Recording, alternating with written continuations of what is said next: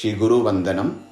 नमस्ते नाथ भगवन् शिवाय गुरुरूपिणे विद्यावतारसंसिद्ध्यै स्वीकृतानेकविग्रह नवाय नवरूपाय परमार्थैकरूपिणे सर्वाज्ञानतमोभेदभानवे चिद्घनायते स्वतन्त्राय दयाक्लृप्तविग्रहाय शिवात्मने परतन्त्राय भक्तानां भव्यानां भव्यरूपिणे विवेकिनां विवेकाय विमर्शाय विमर्शिणां प्रकाशिनां प्रकाशाय ज्ञानिनां ज्ञानरूपिणे पुरस्तात् पार्श्वयोः पृष्ठे नमस्कुर्यात् उपर्यतः सदा मच्चित्तरूपेण विदेहि भवदासनं त्वत्प्रसादादहं देवः कृतकृत्योऽस्मि सर्वदा माया